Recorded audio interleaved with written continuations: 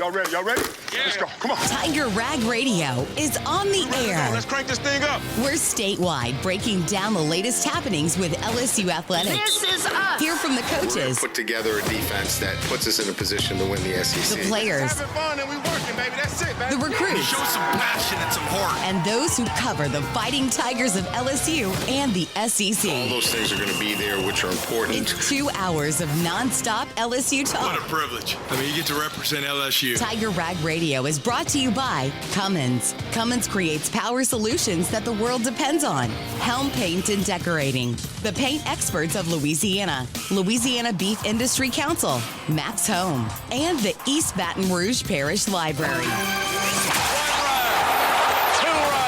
Get ready to talk Tigers with producer Jackson Blackman and hosts Todd Horne, Jeff Palermo, and Glenn Guibeau.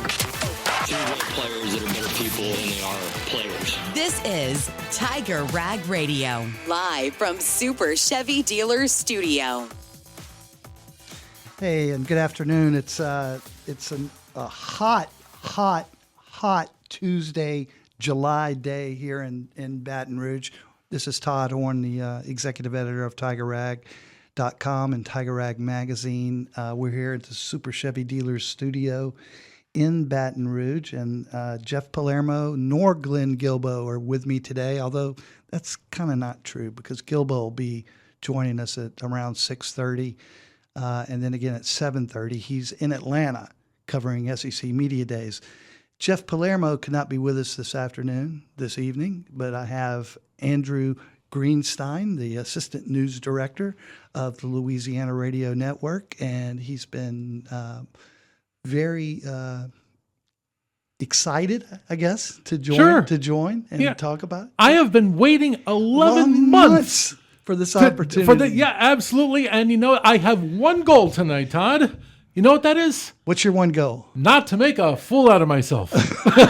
Well, guess what? You've already failed. No, I'm just kidding. Absolutely. But you know what, Todd? I'll be honest with you. As I was telling you before the show, you know, I hope a lot of people are listening tonight, but there is one person that I hope is not listening tonight. And you told me who that was, and I'm not going to spoil it. Okay. So you tell the audience who that one person who you hope is not listening is. My brother.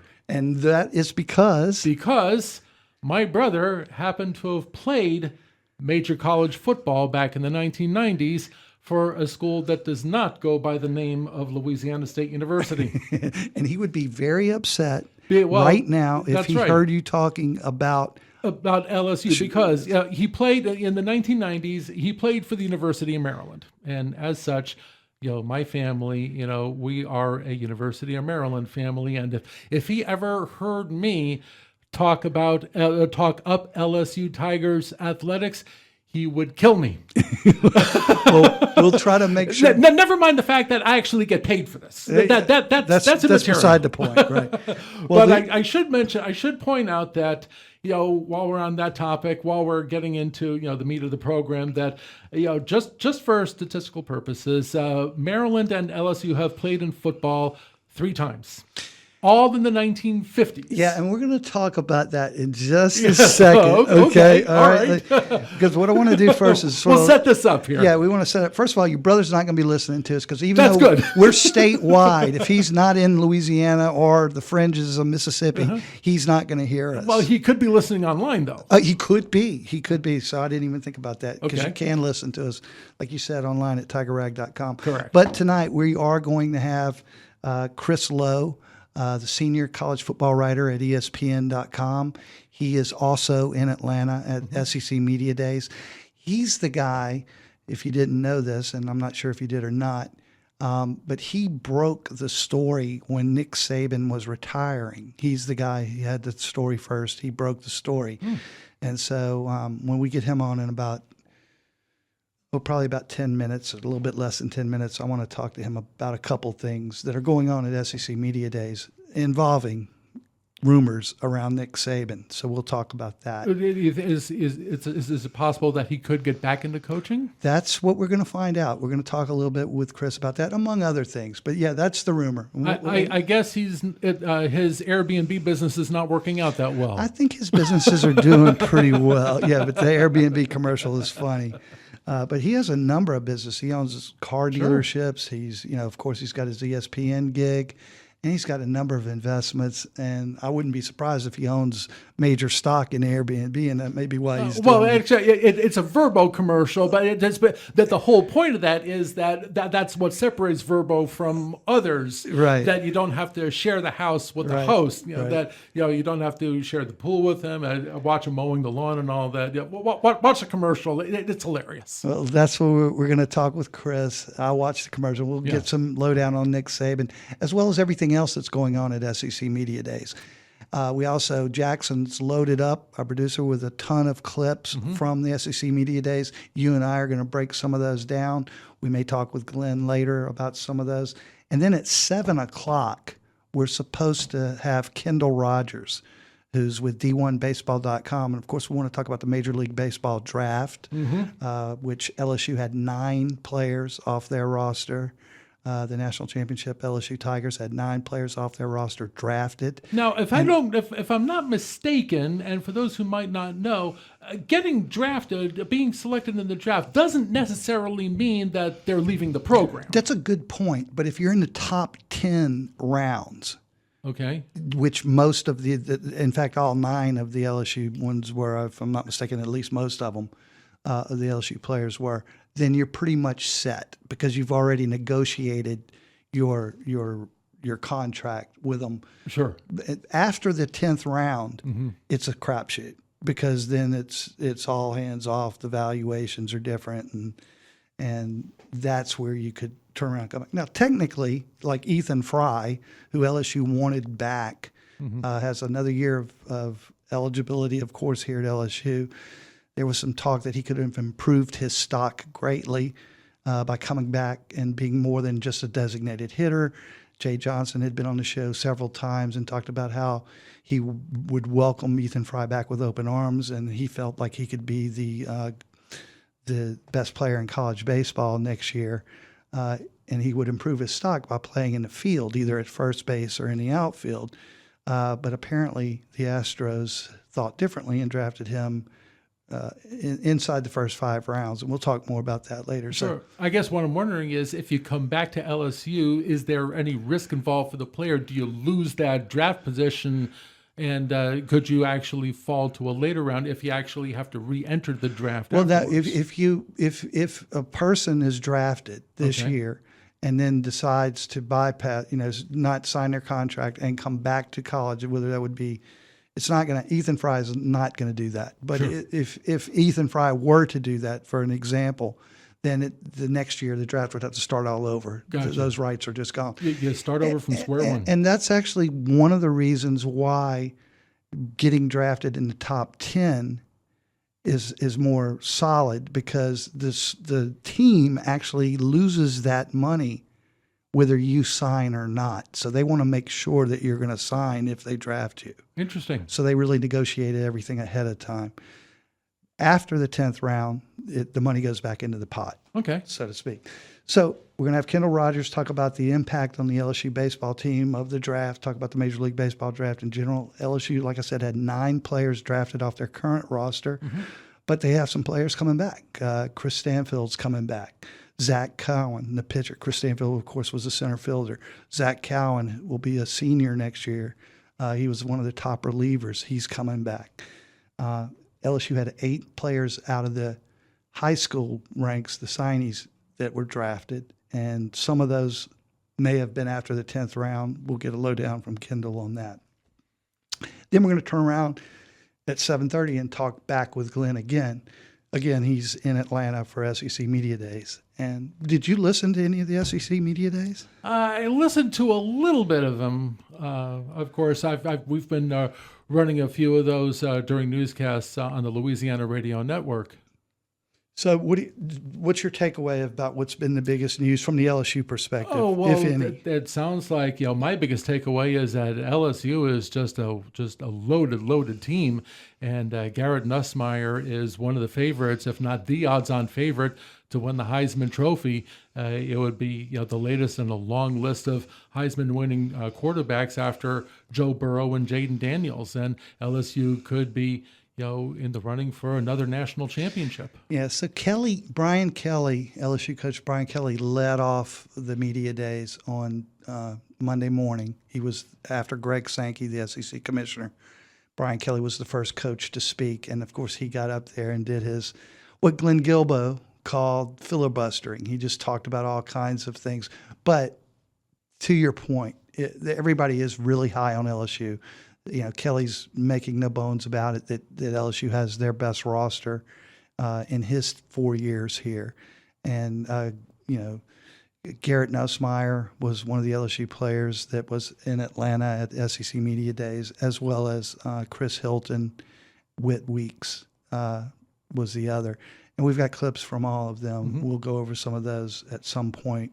Well, you were asking during what this are first hour. One of the big takeaways is I had a couple of players who are coming back from injuries, including Whit Weeks and Perkins. Right, and that's huge. Mm-hmm. There's a lot of coaches that are talked to anonymously in Atlanta at SEC Media Days, and there's some reports with anonymous coaches, and basically the talk of the town, so to speak, is that Whit Weeks is the best linebacker, bar none, in college, in the SEC, and that he's coming back is big, along with the return of Harold Perkins, who will be moving to outside linebacker or the star position, mm-hmm. as opposed to playing inside, where LSU didn't feel like they did him justice the last couple of years. And if Nussmeier can just cut down on the interceptions, and he will throw some interceptions, as all great quarterbacks do, but if he can just cut down on them, the sky's the limit for him. Yeah, and I'd like to see him also run. And he talked a little bit about that, and we'll probably play that clip at some point. Mm-hmm. But we're going to talk, like I said, to Chris Lowe at, I think, Jackson. We have him about ready to come on. What we'll do is we'll talk to him for a couple minutes, then we'll take a quick break, sure. And hopefully we'll keep him on the line to come back. Have you ever spoken to Chris before? I have not. So this is going to be new for me. Right. I'm looking forward to it. I didn't know if sometimes y'all had reached out for news questions, because he's a great source of information. He's one of the top journalists in college football, of course, working for ESPN.com. And like I said earlier, he broke the Nick Saban retirement story a couple of years ago. And the scuttlebutt is that Nick Saban, Greg McElroy, who was his quarterback, who now also works for ESPN, said that he had heard from someone close to Nick that he wanted to come back. I've actually seen stories circulating where he's negotiating to replace Sam Pittman at Arkansas after this year. There's no credibility to any of these stories right now, but if there's any scuttlebutt that is, worth any type of credibility, Chris will probably know something about it. But there's other things we want to talk to Chris about too, including what his perception is of LSU. And I'm interested to see when the SEC media will come out with what their predicted order of finish is for the SEC, as well as if they think Arch Manning or Garrett Nussmeier or somebody else in the SEC could be this, the first team quarterback. I think Garrett Nussmeier, he's the only returning passer in the country with more than 4,000 yards. And, Arch Manning hardly played at all last year. Yeah, he was behind Quinn Ewers. Yeah, right. So I don't see how, other than name and fame, mm-hmm. that Arch Manning could have any type of shot over Garrett Nussmeier realistically, but we'll see. Jackson, any word? Okay, so what do I do to just hit the button? Chris, are you there? I am. Hey, all Chris, right. We're bear with us a little bit tonight. This is Todd, and I'm along with Andrew. We've Jeff had an issue, and he's not here tonight, and of course Glenn's on the road. But thank you for joining us. We're going to talk for a few minutes, and then we're probably going to have to go to a break. But I was hoping you could stay with us through the break and come back right after that. Is that all right? Yeah, sure. Okay, cool. So you're in Atlanta. What's the big scoop? What's going on? Actually, before I ask you that, you're the guy who originally broke the Nick Saban retirement story a couple of years ago. Are you following up on this Nick Saban possibly coming back story? Is there any logic behind that? Any truth behind any of that? Yeah, I know that was the talk yesterday here in Atlanta, but no, I don't see that happening. I mean, I didn't when it floated out there, and then, those things, especially at a media days event, sort of take on a life themselves. But I talked to Nick, and I know he's very happy with what he's doing. He really loves doing TV. He loves the time he's been able to spend with his family and Terry, and he'll be 74 in October.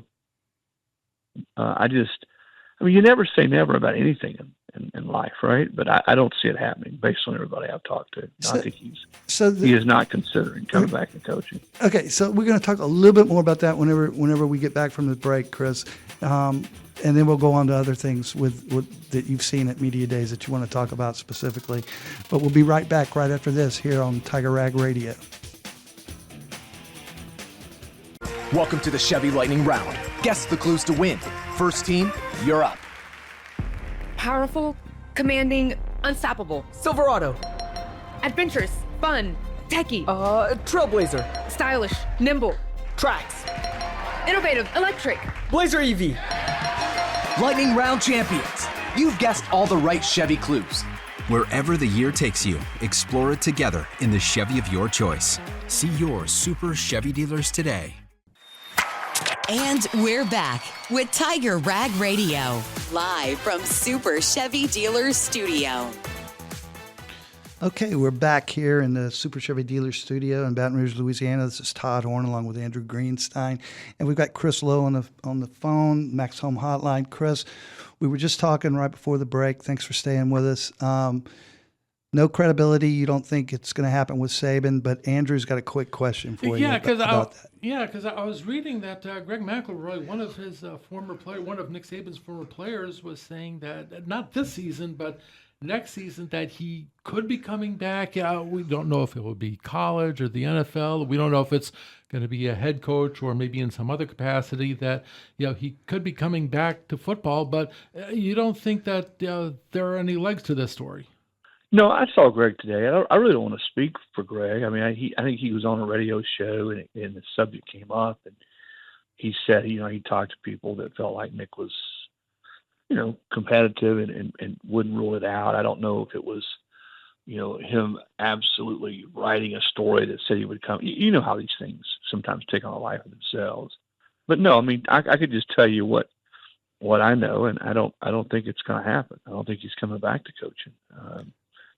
We all of us, I think, in our lives have thought maybe it was one chapter that was closed and we decided to do it again. But in my talks with Nick and people very, very close to him, I don't see it happening. Is it possible, though, that he could take a role with a football program, whether it be college or major football, that is not in coaching, that it could be like in a consulting role, so that it could allow him to spend more time with his family and let someone else do all the hard work like a head coach and all that?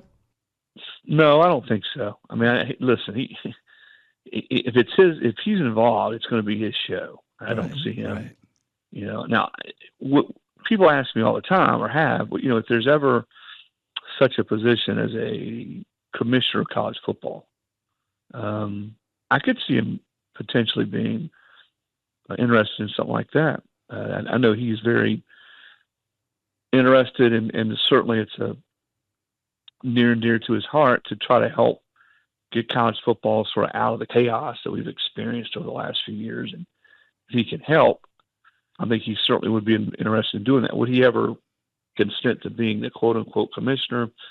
I don't know, but I can tell you this. I can tell you a lot of people in football would love to see him have that job. Well, that's interesting. It would be interesting. Chris, what has stood out for you over these first 2 days? Of course, Brian Kelly of LSU kicked it off after Sankey on Monday morning, and there's been like 7 other schools finished off today with Texas. What stood out for you so far?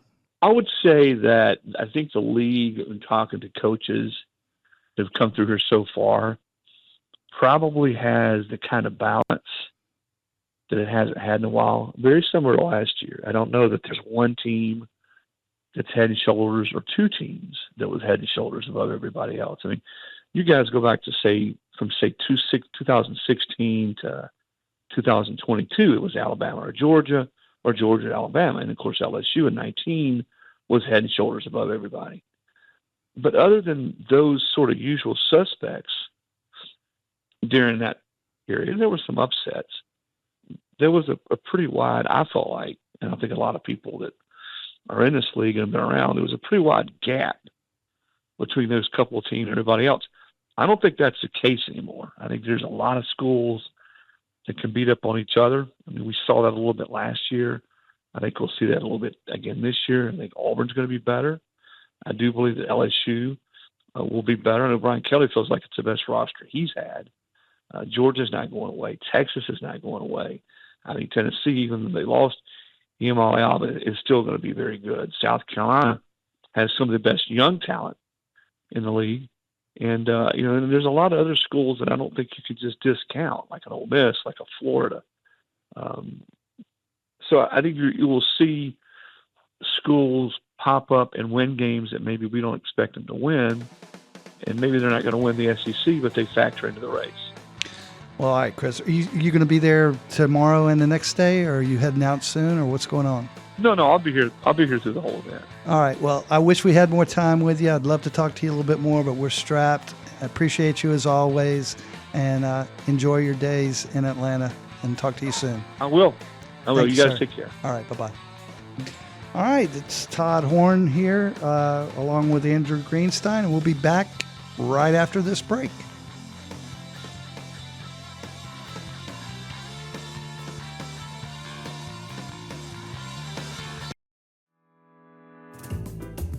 July is jumping at your East Baton Rouge Parish Library. Discover new ways of researching your family history. Learn how to market your small business. Enjoy programs and performances for all ages. We've got it all. For more details, go to ebrpl.com.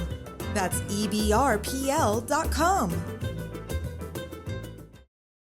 Tiger Rag Radio. The details do matter. Every step, every hand on the ground, every route, everything that we do has a purpose. We are really focused, and our attention to detail is going to be unmatched. All right, we're back on Tiger Rag Radio. It's here in the Super Chevy Dealers Studio in Baton Rouge. This is Todd Horne, executive editor of TigerRag.com and Tiger Rag Magazine, with Andrew Greenstein, the assistant news director of the Louisiana Radio Network, joining me tonight. And we're going to go to Glenn Guibeau, who's in Atlanta at SEC Media Days, in just a second. But I think, Andrew, you wanted to say something really quick?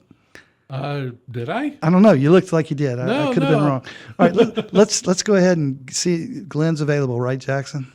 All right, so Glenn, you're joining us from Atlanta. How's it going there? Is it hot and muggy like it is here? It is, but I've been running from air conditioner to air conditioner here at the College Football Hall of Fame and the hotel.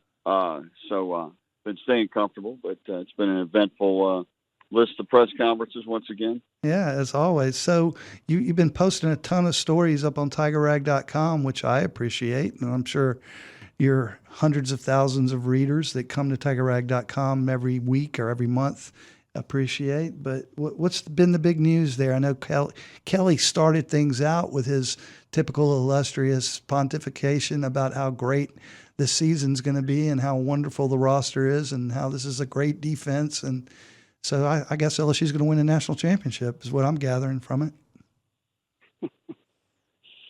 I didn't hear him say they're going to win the national championship, but he tongue in cheek. Yeah. Well, I think even though LSU hasn't been to the playoffs since 2019, I think most of the people, the media people that I've talked to, they think LSU is going to be pretty good. They think they're going to make the playoffs. I've picked them to go 10-2. You'll see that in the next Tiger Rag magazine. But just from reading Tiger droppings, I think most people would take that record right now. But, I think the league's pretty open. Alabama is still, they're not what they used to be. They may be better this year than they were last. Texas looks like they're going to be really good. Georgia the same. But, there's nobody out there that's really intimidating that, you think, oh, they're just going to walk away with the league. So, this is one of my favorite times of year. Ever since I was a kid, I used to always go get all the preseason magazines, and I got a couple sitting in front of me right here. I really get excited about reading all these preseason guides, even though they're hardly ever right. But the two that I have in front of me, and I'm not going to name which two those are, both have Texas winning it, and then they have LSU coming in second, and Georgia coming in second in the other one, but then it's flip-flopped with LSU and Alabama. Basically, they have Texas, LSU, and Georgia. Does one of them begin with A by any chance? Is that the name of the publication? Yeah, they're both. Actually, one of them. I'm not going to. Don't do that. Okay. Okay. But anyway, that's as far as I'll go. When does the media make their picks officially? Oh, not till Thursday on the last day of this. But it sounds like. I think go ahead. I'm sorry. And I think it comes out on Friday. So it sounds like the sentiment that you're picking up on, and what you're saying yourself, is that these publications are probably right. It's looking like Texas, LSU, Georgia, and Alabama. Not necessarily in that order, but those are the top picks in the conference. Yeah, probably so. And usually, you look to the quarterbacks, and when you got a returning quarterback, or Arch Manning's not quite a returning quarterback, but he's a big one. And Texas does return a lot of players from the SEC champion last year, and Alabama. I'm not sure what their quarterback situation is going to be, but they're such a brand; they tend to get picked anyway. And I think Tennessee is going to be in there too, though, because they've been very consistent the last few years, but they don't have a quarterback, right? So I don't see them being a threat either. And I think most people throughout the SEC and probably nationally realize just how talented Nussmeier is. I've heard a lot of people talking about his arm and the spin he puts on the ball and so forth. Well, you did a story on Manning today. How do you compare yourself, Manning, to Nussmeier? I know there's an experience gap, but as far as a talent and skill, what are you seeing and what are you hearing between the two? Well, I don't know if Manning's. I would say his arm is about the same as Nussmeier's. I mean, I think they both have pretty strong arms. Manning has shown that he can run a little bit. So is Nussmeier. He just needs to try it more. But to me, I need to see Arch play more regularly, and see what he is. I'm not ready to make him a Heisman candidate. There's already talk that he's like a Heisman favorite, but I'll vote in the Heisman, and he's still got a lot to prove. I mean, just like Nussmeier had quite a bit to prove last year, and he got off to a great start, then he stumbled. But that's one of the things Sarkisian said today. He said there's going to be stumbles with Arch, and it's how he handles it, and we'll see how good he becomes.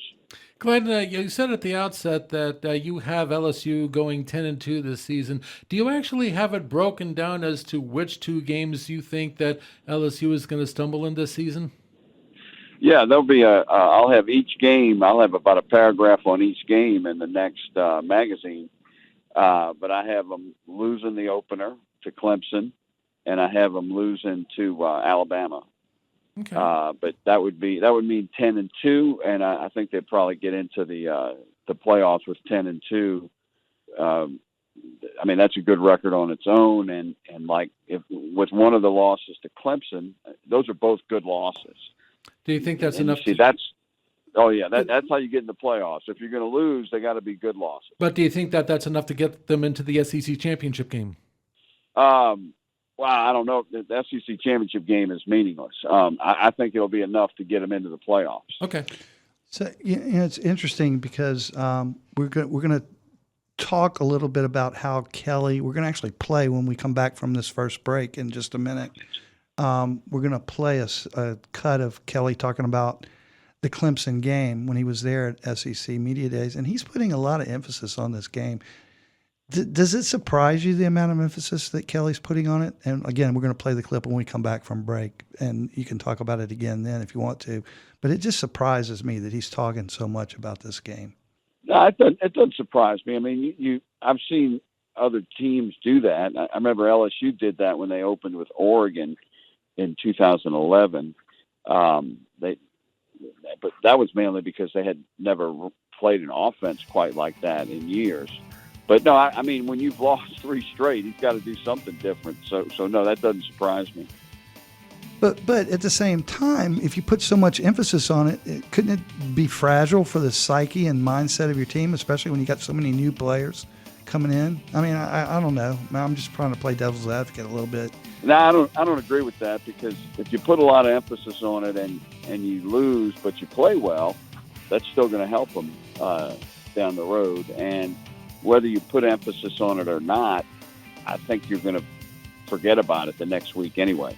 Okay. Because you got a whole season to deal with stuff. Okay, that's Glenn Guibeau. I'm Todd Horne, and we've got Andrew Greenstein here in the studio. We'll be back right after this. Glenn, stick with us, and we'll be back. Now more Tiger Rag Radio, live from Super Chevy Dealers Studio.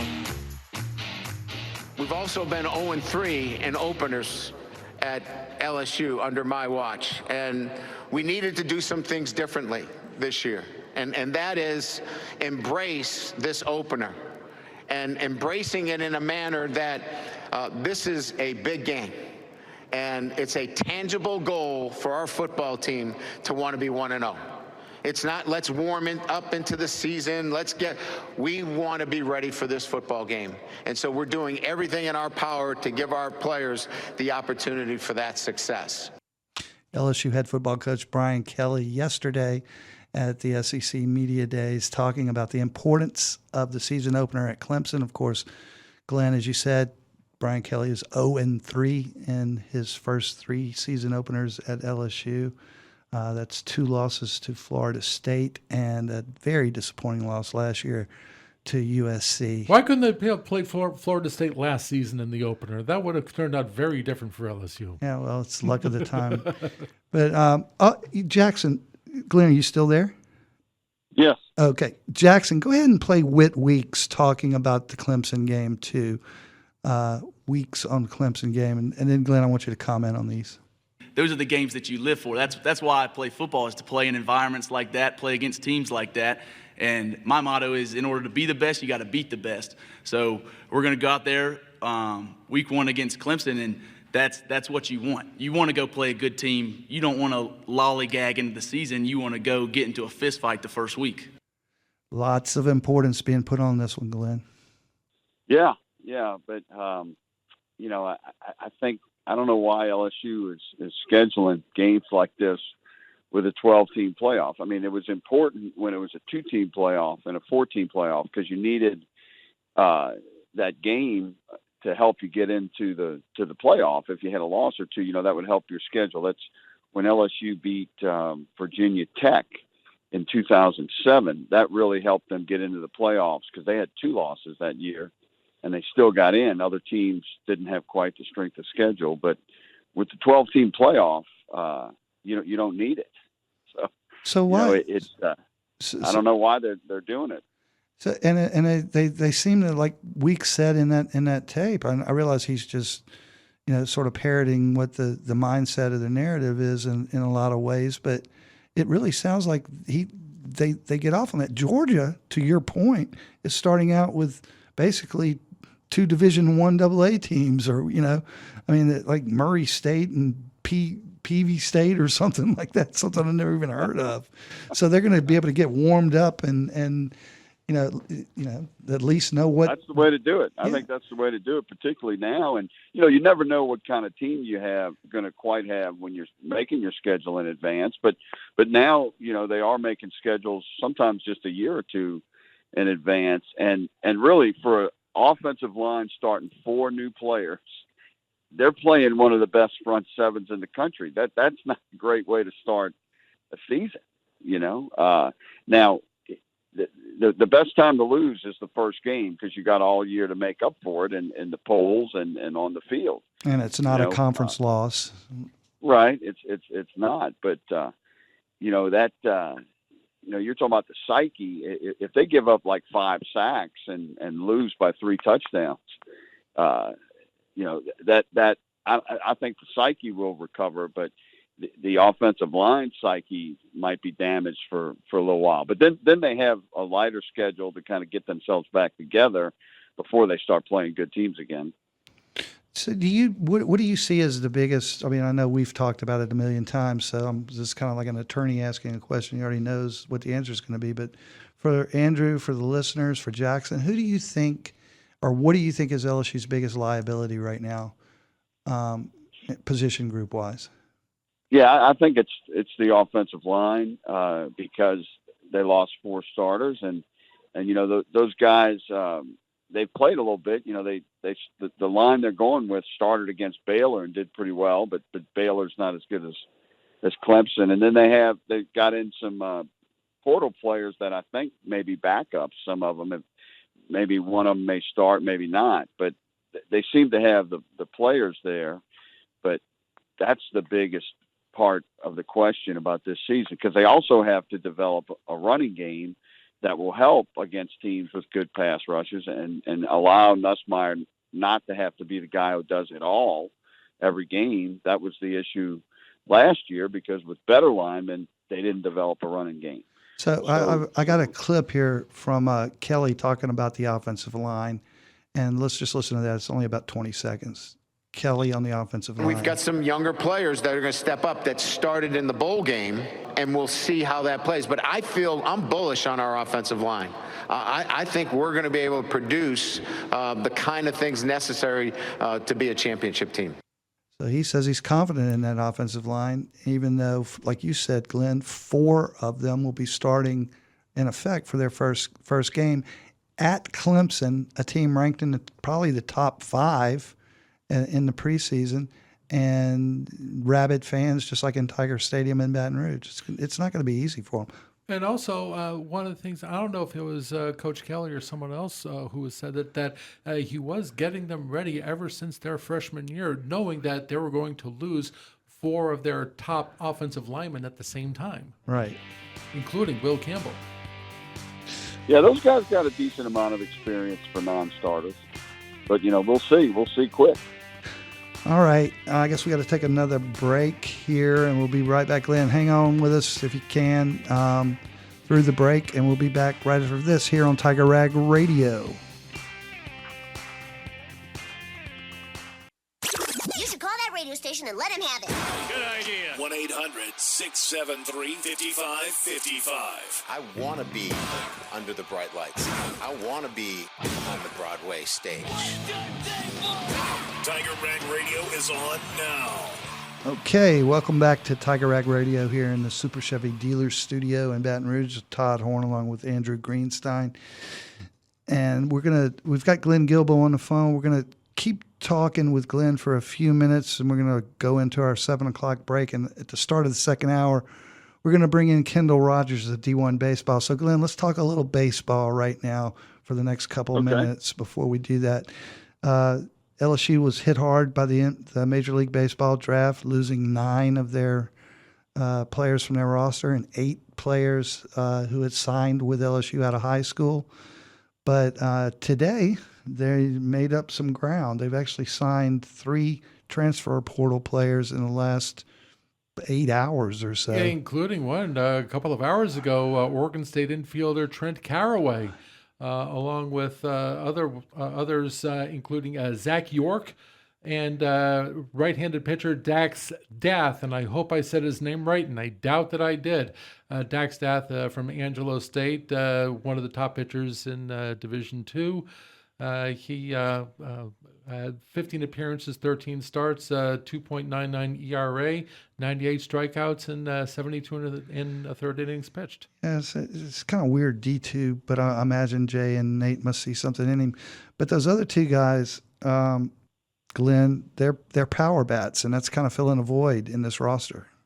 Yeah, because I'm hearing that Ethan Fry, the word on Ethan Fry was that, yeah, he would be drafted, but he'd be coming back. Now I'm hearing that he may be becoming an Astro and not coming back. He did go in the third round, right? Third round or second round? I think it was. I want to say the third round, right around Anthony Ianson, either just before or just after him. Yeah, whatever round it was like you said, Glenn. It was either the third or the fourth. I think it was the third. But he was slotted at 800,000 in that pick and in that slot where it was. But I'm hearing that the Astros are offering him over $1 million. Yeah, right. That happens often. Trying to get him, and that's a great organization. They're not quite what they were a couple of years ago. Going to the World Series and everything, but they're still, they're like almost 20 games over 500 now. And that's close to home, in Rose Pine near Lake Charles. So they may lose him. So it's good that they got some new bats coming in, and it doesn't look like they're going to keep Chase Shores. He went like about 40 spots higher than they thought in the second round. And did either of you have Chase Shores going ahead of Anthony Ianson on your bingo cards? No, I didn't. I thought they might go at about the same time, but they don't look at stats. The scouts always, they're looking at ceiling and projection, and they look at the body. Chase is a tower at 6'6", and he throws 102. As Anthony's really good, but he looks more like a running back, Obviously, not to say that Chase Shores is a bad pitcher. Obviously, he's not. As we all saw during their College World Series championship run, he's an incredible pitcher. But then again, so is Anthony Ianson. Right. And you see that happen. But, I think both will be in the major leagues within, just a couple of years. Mm-hmm. Hey, are you surprised that Chris Stanfield didn't get drafted and announced today he is definitely coming back? He's so he would be a fifth-year senior? I think he's just a senior, but either way, he's definitely coming back. Senior. That's right. He's a fourth-year senior. Yeah, that's great news. That's excellent news.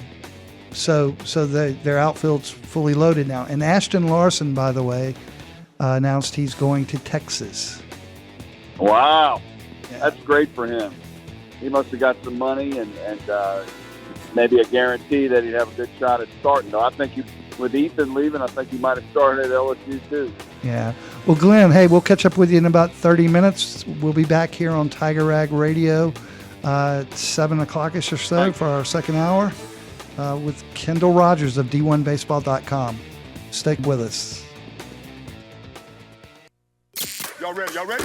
Yeah. Let's go. Come on. Tiger Rag Radio is on the air. Let's crank this thing up. We're statewide, breaking down the latest happenings with LSU athletics. This is us. Hear from the We're going coaches, to put together a defense that puts us in a position to win the SEC. the players, Having fun and we working, baby. That's it, baby. the recruits, Show some passion and some heart. and those who cover the Fighting Tigers of LSU and the All SEC. those things are going to be there, which are important. It's 2 hours of nonstop LSU What talk. a privilege. You get to represent LSU. Tiger Rag Radio is brought to you by Cummins. Cummins creates power solutions that the world depends on. Helm Paint and Decorating. The paint experts of Louisiana. Louisiana Beef Industry Council. Max Home. And the East Baton Rouge Parish Library. Get ready to talk Tigers with producer Jackson Blackman and hosts Todd Horne, Jeff Palermo, and Glenn Guibeau. You want players that are better people than they are players. This is Tiger Rag Radio, live from Super Chevy Dealers Studio.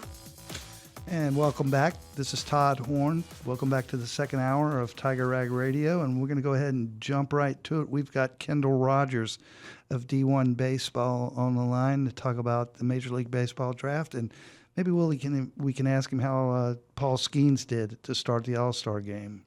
Kendall, this is Todd. Are you there? Yeah, man. How are y'all doing? Good, man. How are you doing? You've been busy the last couple of days with this draft stuff, I'm sure. Yeah, it's been a little crazy. You know, obviously a pretty interesting last couple of days for LSU. I mean, obviously lost a few key high school commits, but I'll tell you what, it's kind of funny. I always feel like Jay Johnson's a couple of steps ahead of everybody, and you know, with his portal additions today, he was certainly ready for some of the carnage that took place in the draft. Well, he had told us ahead of time that he thought this might be a little bit more severe than it had been in the past. But, I mean, some of these, you mentioned these transfer portal guys that he brought in today. Can you talk a little bit about them? Because I think some of them aren't that widely known by some LSU fans. Yeah, I mean, Trent Caraway from Oregon State, I mean, he was one of those guys a couple of years ago that was one of the premier prospects in the country. Things didn't kind of go, you know, as well as he would have liked this past year. And, you know, he struggled really until the NCAA tournament. The NCAA tournament was kind of back to normal. He got back to normal. He was really good, showed big-time power. He's a guy that I think, especially with Jay kind of teaching him from an offensive standpoint, has a chance to be really, really good. I think the other guy for me that's kind of interesting, a little unorthodox look, and that's Zach York from Grand Canyon. I mean, he's a guy that, you know, I mean, if you look at his measurables, I mean, he's 6'2", 290. Not exactly the prototypical SEC baseball player. Right. But I'll tell you what, another guy that, if you remember, from Auburn, Sonny DeShera, was one of the best hitters in the country a couple years ago. Right. And he was a guy that was 6'2", what was he, 275? So he wasn't quite as big as Zach, but for a big guy, he was a very pure hitter. So, you know, DeShera is a really nice pickup as well. And, of course, you got these other storylines like getting Zach Cowan back for another year. You know, obviously he's a guy that gave them a lot of length out of the bullpen this year. You kind of pair him with the return of Evans and you know, Will Schmidt and guys like that. And, you know, this is a team, again, I hesitate to just assume a team can win back-to-back championships, but I think this team can win back-to-back championships. So, you know, one of the big concerns, obviously they have Case and Evans coming back, who'll probably start on Friday night. You mentioned Cowan coming back, who I'm sure can fill in, if not in a relief role, and possibly a starting role next year. But and you mentioned William Smith, but the big have they filled the power void? You know, with losing Jared Jones and losing Ethan Fry, those are two big bats, and they didn't have as much power this year as they usually have. Yeah, it's a great question. I mean, I think for me, I think I expect Jake Brown to take a big step forward. I mean, this is a guy that, you know, if I go back to his freshman fall year, you know, I thought he was as good as anybody in the country, like in terms of freshmen. He kind of gave me, again, I'm not comping him to Dylan Cruz. What I'm saying is a one-day sample size in the fall. It was like, wow, this is Dylan Cruz all over again. So there's a lot of athleticism. There's a lot of power potential there in him. You know, I think for me, you know, I think the other thing to remember here is, you know, York is, I mean, as crazy as it sounds, York is actually more of a pure hitter than Jared Jones. I mean, if you look at Jared Jones, we all love the guy. I mean, we love Bear. He's a big time, you know, big time power guy. He's certainly been clutch. But I think if you look at York's numbers, he really induces a lot of walks. He's got big time power. And when you have that combination, that typically breeds really good results in the SEC. I would say this as well. I think getting Stanfield back in center field is big. Obviously, you know, Jay has a decision to make between him and Derek Curiel in center, but just getting a guy back who, you know, led the way offensively in the SEC in terms of average for LSU, I think is really big. So I'm kind of of the belief that anytime I think that Jay Johnson might have question marks, he always seems to fill those voids. Well, I think that's, you know, he's proven that. He always seems like you said, a couple steps ahead of everybody else. And then, like you said, it proves it out in the wash, so to speak. But, I mean, Curiel is going to be a draft-eligible sophomore and probably will be one of the top 5 draft choices on the board next year at this time, you know, or a month before this time. Is it going to hurt him if he's not able to play center field? Yeah, I don't think so. I mean, he's one of those guys that I think we all kind of know who he is. He's, you know, ultra athletic. I think as he gets older, he's going to hit for more power. I think he's going to steal some more bases in the future. The thing that you're banking on with him is, you know, he's a really good athlete, and you know that he has an incredibly good just pure hit tools. So I don't think it hurts Derek Carriel at all, no matter what he does. You mentioned York being more of a pure hitter than Jared Jones. Is he able to translate that from Grand Canyon to the SEC? You seem confident that he could. Yeah, that's a great question. I mean, that's $1 million question, really. I mean, people kind of ask the same thing to Sonny Michel when he went from the SoCon to the SEC. That worked out for Auburn. That is different. You are hitting at an elevation in Phoenix. That is what 40. Phoenix is what 4,500 feet. Right. So I mean, you're hitting at an elevation, so it is a little different. But yeah, I mean, the history would suggest that move and that kind of production can be emulated in the SEC. No, Phoenix is not 45. Phoenix is, as I recall, and I lived in Phoenix for about 12 years. Phoenix is only about maybe at most 2,000 feet above sea level. Okay, it's 2,000. All right, I thought it was a little higher than that. Oh, no. There you go. I appreciate the correction. It's definitely not below sea level. No, that it's not, no. But Flagstaff, about 2 hours north, that's about 7,000 feet above sea level. But I digress. Yeah. The only thing about Phoenix is it might be at 2,000 feet, but it floods like Baton Rouge. So. That's true. Oh, pretty much. In fact, I'll get the exact elevation in just a second. But I did have a question. Speaking about making the transition, Dax, you'll have to help me with the pronunciation here. Dath, did I get that right? The pitcher from Angelo State. Dax Daffy. Yeah, how about Daffy. that? Okay, Daffy. Okay, Dax Daffy. Coming from Division II, Angelo State to LSU. Talk about making that transition from a Division II team now facing SEC bats. Yeah, it's kind of crazy, isn't it? I mean, again, it's kind of Jay thinking outside the box. But I think if you look at Daffy's numbers, I think the thing that stands out to me the most is obviously really consistent production last year. I mean, you're talking about a guy who was 92, 93, 94, this fastball up to 95, and his slider, which is 80 to 83, is a really swing and miss pitch. I want to say his whiff rate on that slider is over 40%.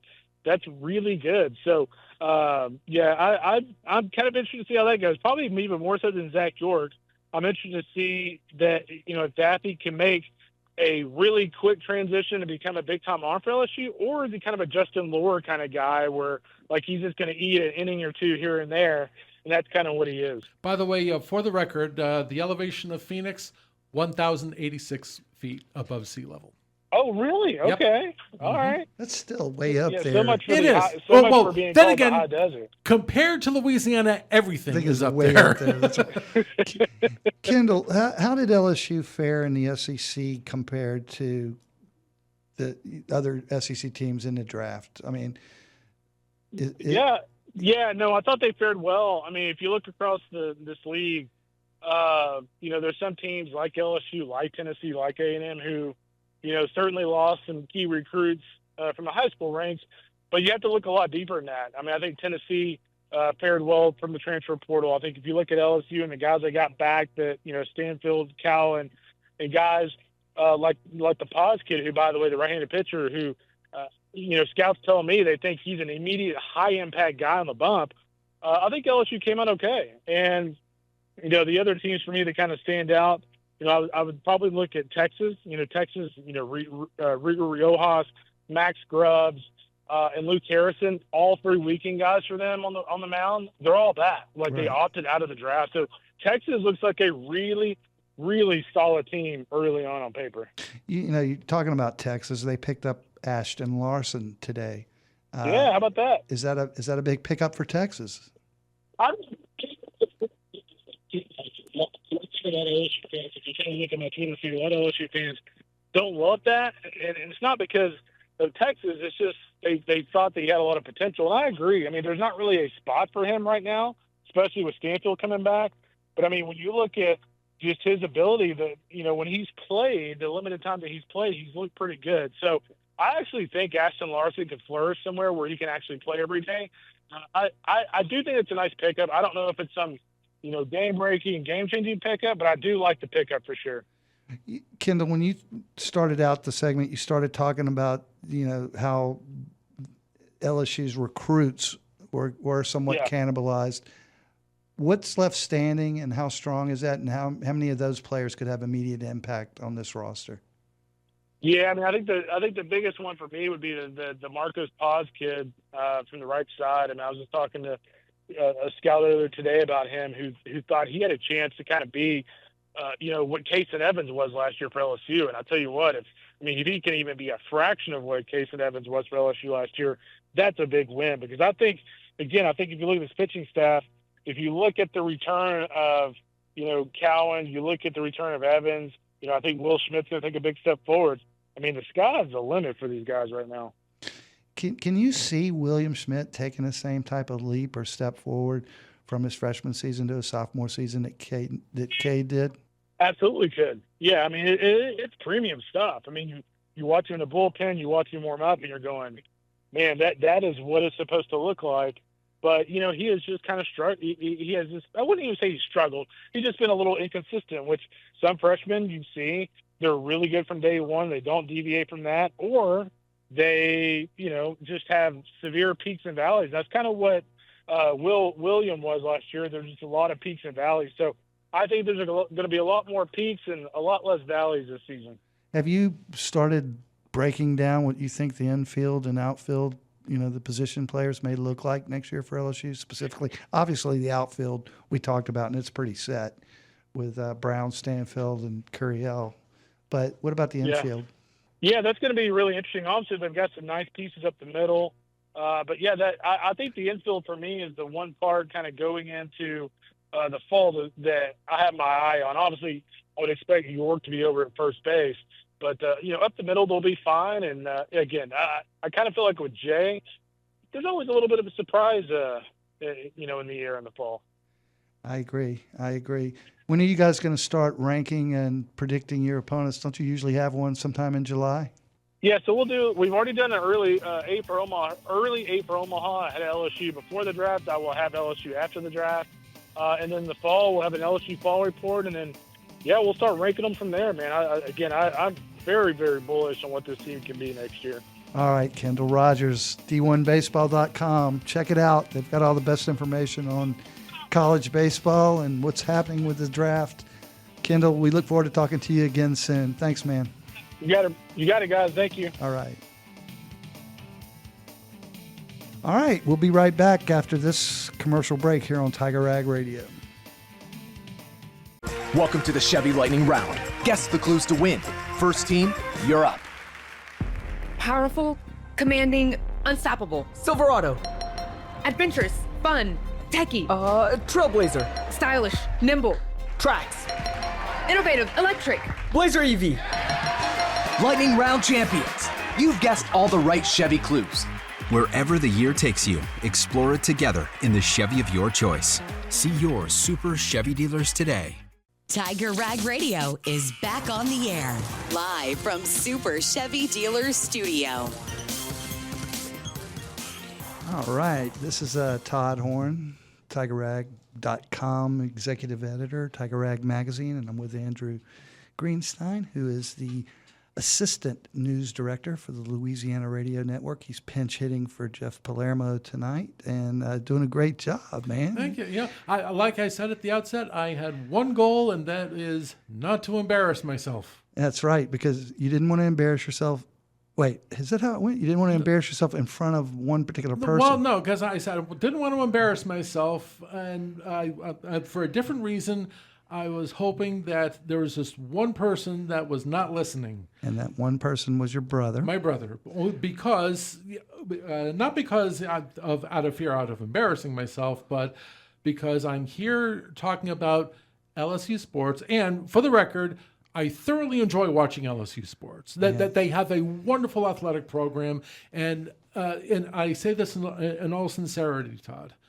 In my time in covering LSU sports, LSU football, women's basketball, I've covered baseball in their College World Series run. Every single solitary person who I have encountered in media relations, in the press box and all that, everyone has been so nice and so professional. And I credit the LSU athletic department for that. And they all have to be applauded for that. Well, good. But that said, if my brother ever heard me talk up LSU athletics or any other athletic program other than the University of Maryland, he would kill me. Now, explain. Because my brother played football for the University of Maryland back in the 1990s. And what position did he play? He was starting center. He was a tackle in high school. Me, on the other hand, I'm his older brother. We're 3 years apart. He's 3 years younger than me. I was a triathlete. I tried to be an athlete, but I didn't succeed. Oh, okay. So he was the athlete in the family. He was the football player. In fact, he was just inducted into our high school's athletic hall of fame a few months ago. Congratulations! And what's your brother's name? His name is Eric. Eric Greenstein. Okay. He did not get drafted into the NFL. He didn't play football professionally, but he was a tackle in high school. He was recruited as a guard, as most tackles are, unless you're a really, really big tackle. Mm-hmm. He was recruited as a guard, and he ended up signing with Maryland. For whatever reason, there was a mutual lack of interest in him going to Boston College. We're all from Massachusetts. Right.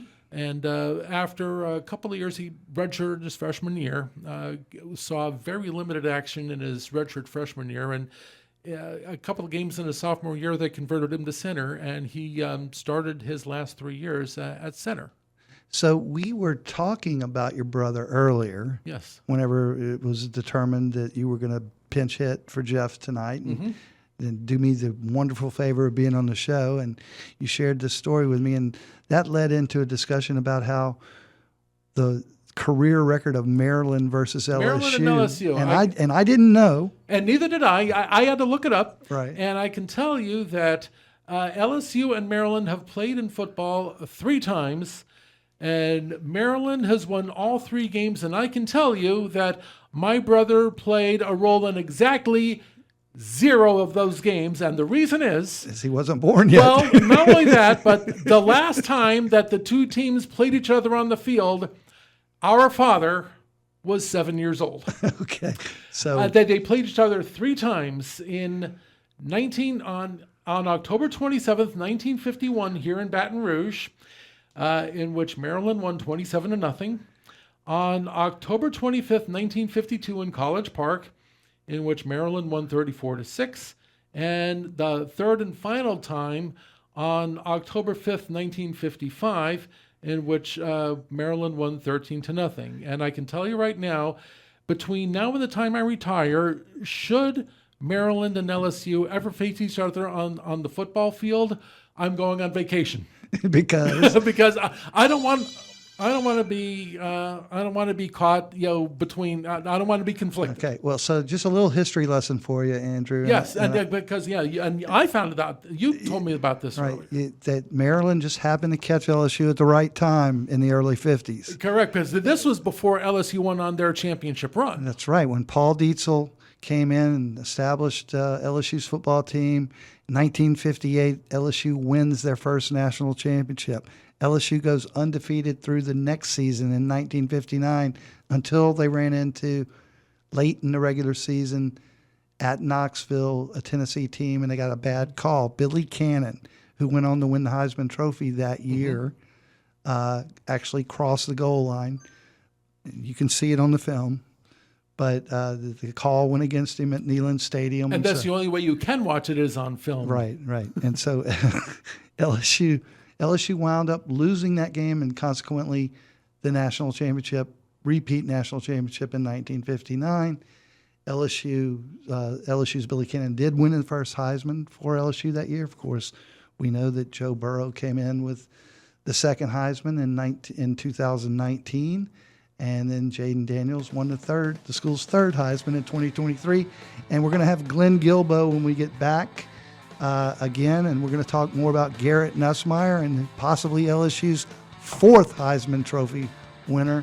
And that'll be on Tiger Rag Radio with Glenn Guibeau from Atlanta at SEC Media Day. We'll talk more about that when we get back right after this.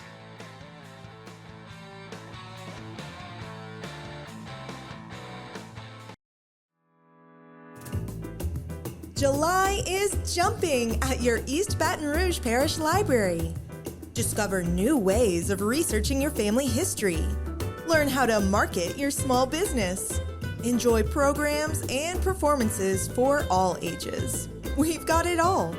For more details, go to ebrpl.com. That's ebrpl.com. You should call that radio station and let him have it. Good idea. 1-800-673-5555. I want to be under the bright lights. I want to be on the Broadway stage. Tiger Rag Radio is on now. And welcome back. This is Todd Horne with Tiger Rag, TigerRag.com, executive editor of TigerRag.com and Tiger Rag Magazine, along with Andrew Greenstein, who is the assistant director, news director for the Louisiana Radio Network. And we're going to have Glenn Guibeau back on in just a second. But before we do that, Paul Skeens, yes, formerly of LSU, America's ace, started the second All-Star game in his 2-year career. Yep. He's the only player to ever do that. Correct. Two seasons, 2 All-Star game starts. First only player ever to accomplish that, and he has pitched presumably his one and only inning. We'll have to wait and see if he comes out for the second. I doubt he will, but he had a 1-2-3 inning in the top of the first. He struck out Gleyber Torres and Riley Green and got Aaron Judge to ground out to second. That's Paul Skeens for you. And we're now joined by Glenn Guibeau again. Glenn, thanks for joining us. Did you get a chance to catch Skeens in the All-Star game? Excuse me. Yeah, I was just watching him. The SEC's having a little post-media days get-together here at Brewery, and they have the game on. But, yeah, Paul Skeens is just amazing. I always laugh because I did a lot of stories on him when he was in Indianapolis right before he got called up last year when he was with the AAA team. And I remember there were 2 editors at Outkick who said that the only reason he was famous, they agreed to let me do the story, but they were telling me the only reason he's famous is because he's dating Livy Dunn. Glenn, who said this? Yeah.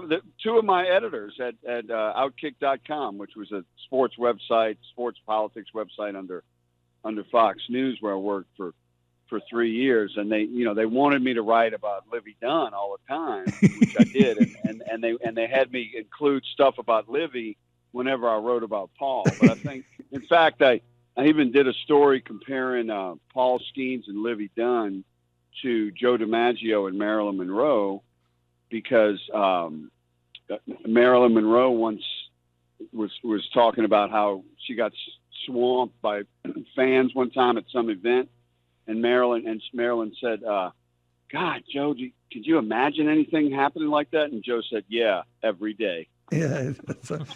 Well, and it's the same thing. Though Marilyn was a much bigger star than Livy, but I think Joe and her were kind of equal stars, if you know what I mean. Well, getting back to the baseball aspect of it, and we're going to go to Livy Dunn again in a second because I have another question for you guys about her specifically. But so Andrew and I were just talking, Glenn, and Paul Skeens is the first player in the Major League Baseball All-Star Game history, and it started in 1933, the All-Star Game did, to have pitched his first 2, started in his first 2 seasons. It's amazing, man. I mean, I wrote that he's the next Nolan Ryan. I mean, I think he's going to pitch for a long time. I really do. I interviewed his LSU trainer, who's no longer at LSU. He's got like his own place in Baton Rouge back when Paul was finishing at LSU. And the guy just takes care of himself. You know, he's just got a strict regimen, just like Nolan Ryan had late in his career. And, Skeens just understands his body, understands his arm. And, you just hope he avoids that major arm surgery because he throws so hard. But they're taking care of him. You know, they get him out of there quick. I think you're going to be seeing Paul Skeens for at least 15 years. Well, the question is are you going to be seeing him in Pittsburgh or Los Angeles or New York? Houston, baby. He's going to the Astros. But in all seriousness, Glenn, is this, now that they have a bona fide ace in Paul Skeens, is this, a wake-up call for the Pirates management, that being the general manager? I'm not talking about the field manager, which I know that position is, for all intents and purposes, vacant, to get a good team around Paul Skeens. Well, they've been saying that for years. I mean, they have some good young prospects on that team, including other pitchers, but they just have not been able to get it together. It's sad. And if they don't get it together within a year or two, they need to probably, trade Paul for multiple players and see what they can get. But some teams turn it around quickly. I mean, the Detroit Tigers are good now. Mm-hmm. Just 2 years ago, they were terrible. So you never know. But the Pirates have had a history of bad management. And you bring up a very good point, Glenn, because case in point, and I covered this a couple of years ago. Look at in 2021, if you left 2 tickets to a game between the Arizona Diamondbacks and Texas Rangers on your car's dashboard, someone would have broke in and left 4 more, including a pass to a luxury suite. Okay? 2 years later. I hear you. And because both teams lost at least 100 games, with one of them losing 110. 2 years later, those 2 teams are in the World Series, and I was there to cover it. Yeah, well, the same thing happened with the Astros. The Astros lost 100 games 3 years in a row. With Sports Illustrated, with one of those years proclaiming them to win the World Series in 2017, and one of those years they lost 100 games, and guess what happened? Yeah. Of course, they cheated to win the 2017 World Series, and they shouldn't have given him the trophy. And I've been an Astro fan since I was 8. And Oscar the Grouch will back you up on that. Big time cheaters there with the steals, with the signals. Yeah, the trash can. Yeah, and just really made a science out of it. Mm-hmm. So that was bad. But then they did win another World Series after that, and they've been one of the best teams in baseball the last several years. So my original question stands, though. I mean, I got kind of confused with all the history and the color there, and it was a wonderful discussion. What was the original question? Sorry about that, Todd. Are they going to get rid of Skeens? Are they going to have to trade Skeens? Is he going to demand his way out of there? I mean, he can't continue to pitch the least amount of innings and the most amount of strikeouts in all of baseball and still never win a game. They're going to have to do something for the kid. Yeah, well, he's on I think he's on a 4-year deal. He's on the 2nd year of it. So I think you might see something happen, if not next year, maybe the next year. I think something will probably happen soon. And for the record, I can tell you that Paul Skeens is out of the game. He's out of the All-Star game. He has been lifted. Oh, yeah. Yep. Yeah, they only pitch 1 inning. Yep. They just pitch an inning. Mm-hmm. Okay, so for the record, he struck out 2 and 2 strikeouts and got Aaron Judge to ground out. So three batters, he retired them all. All right. So my last question on the Paul Skeens, Livy Dunn front, and I look at them as individuals, by the way, not as one person. But there's the story last week that Livy Dunn tried to buy Babe Ruth's apartment in New York City. I heard something about that. And was blocked by a group of Alabama fans. Anybody know anything about that? I know that she was blocked, but I didn't hear that. I'm not saying that that's wrong, but I just didn't read into that a little in depth. I didn't hear the Alabama fan part either. I just heard that they were blocked, but it was kind of mysterious. I mean, that's kind of against the law to block somebody from buying an apartment. So I was kind of confused by that story. I just read the headline, though. Okay, so we don't know anything about it other than what we've heard or read about. Why don't you call Livy? You're the one who talked to her. Well, I got her on speed dial. Yeah, exactly. Have her on at the show. She can replace Matt Flynn since Matt doesn't know how to tell time. Well, we'll talk a little bit more about that when we come back. But Glenn, we're gonna ask you to hang on because we want to talk a little bit more about SEC Media Days, a little bit more about Brian Kelly at SEC Media Days, and I specifically want to know about Chris Hilton and anything you got with Whit Weeks as well. And we'll talk about that in the next few minutes. Back on Tiger Rag Radio, Andrew Greenstein, Paul Skeens. Where do you think he's going to go? Hopefully he'll stay with the Pirates. I don't think that's going to work. Jackson, what are your thoughts? I don't know, Jackson. All right. We'll be back right after this here on Tiger Rag Radio. Now, back to Tiger Rag Radio, live from Super Chevy Dealers Studio. Chris is a special player. I mean, his speed on top of his quickness and his catch and run ability on top of his ability to go make plays on the football, it's special. Obviously Chris, I came in with Chris out of high school, and he's somebody that I'll always have a good relationship with, and I'm always be rooting for him. But I think what you're going to see this year is more of a complete Chris Hilton, and he's really, just bought into continuing to get better. So that's Garrett Nussmeier yesterday talking at SEC Media Days in Atlanta about wide receiver Chris Hilton, who's also a fifth-year senior. And as you heard in that clip, they both came in at the same time. But they didn't get to play together too much last year, mainly because Hilton was hurt. Glenn, you sat down with Hilton, or at least talked to him recently, and recently did a feature on TigerRag.com about him. Is this going to be finally his year? It sounds like it, and I really like Chris.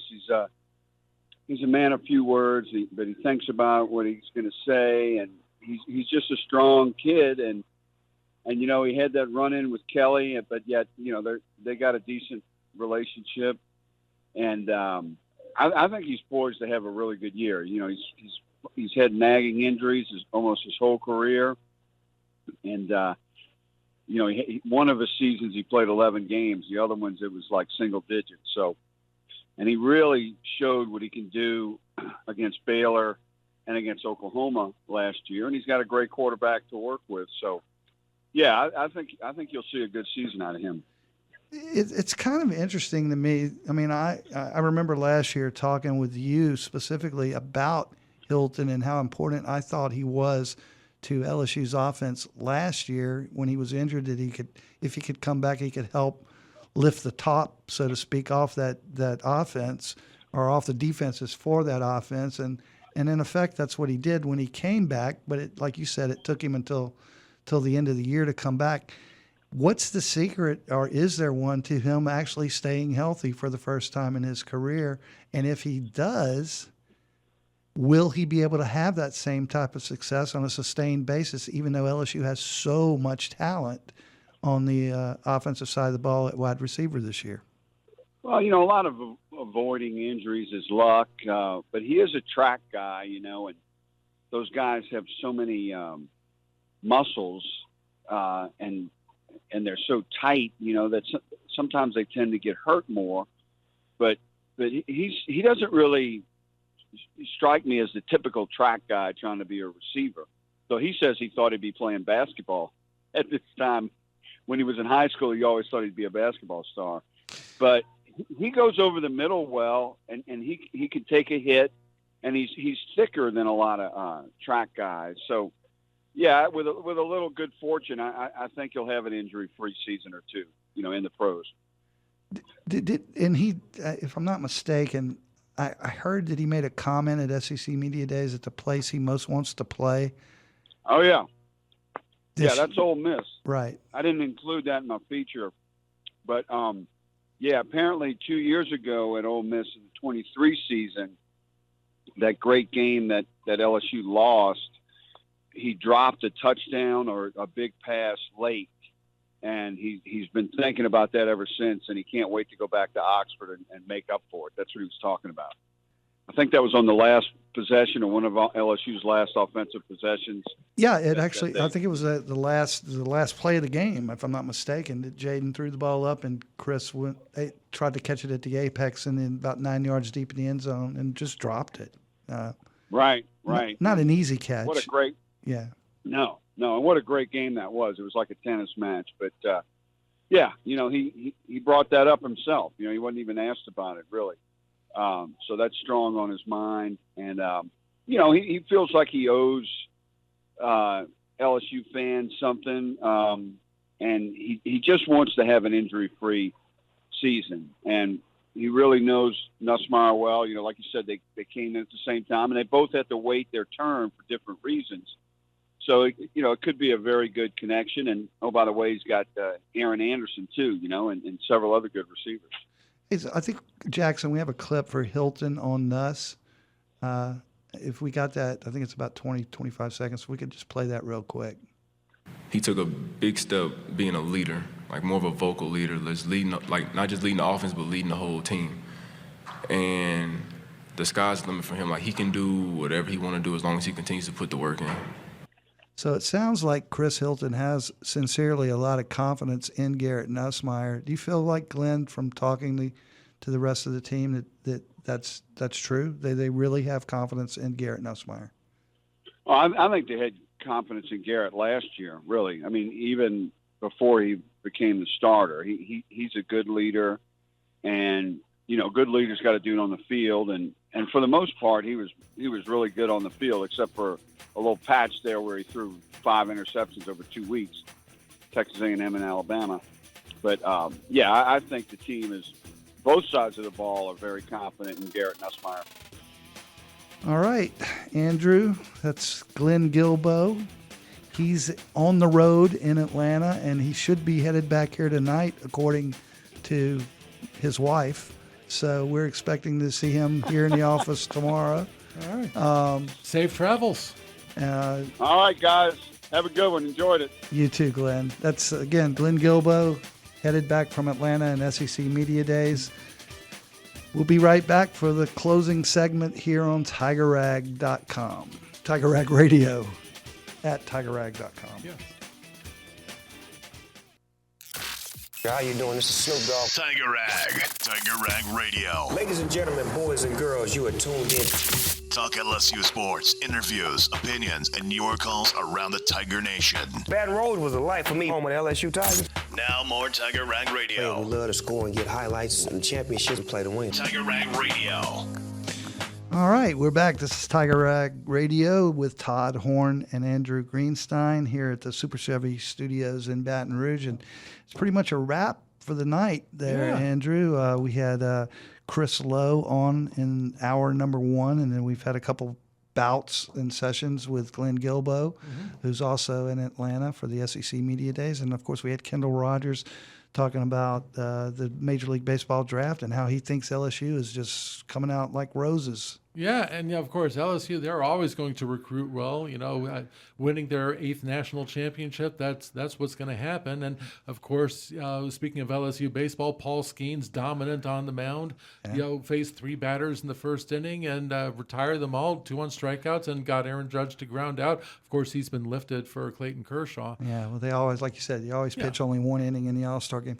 What did you think about Glenn Guibeau talking about how the team has always had confidence in Garrett Nussmeier as the quarterback? Of course, I watched Garrett Nussmeier play last year. He's obviously an incredible quarterback. The one thing that the big storyline this year is, can he cut down on the interceptions? And we have a clip of him talking about that. And can we fire that off?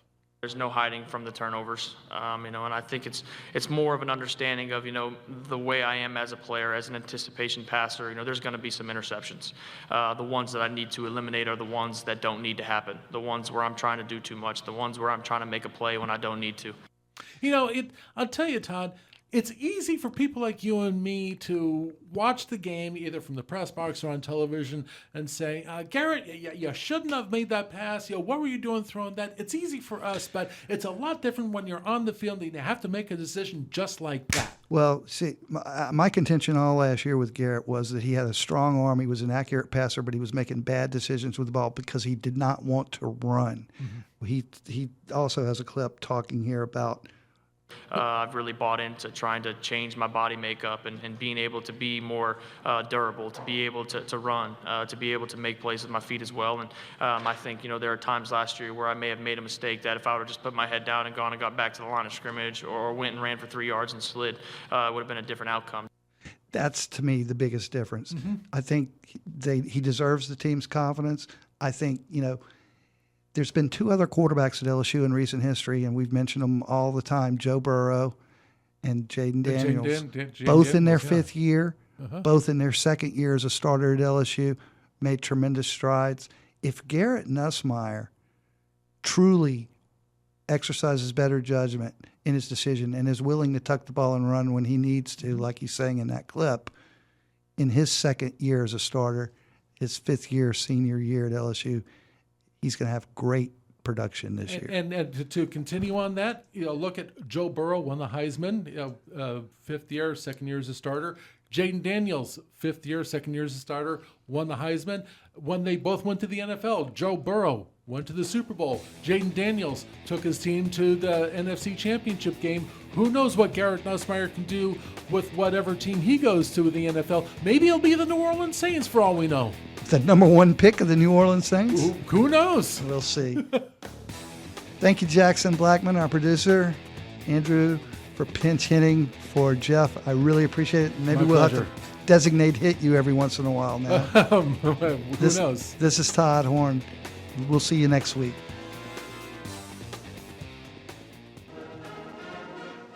Tiger Rag is everywhere. Online at TigerRag.com.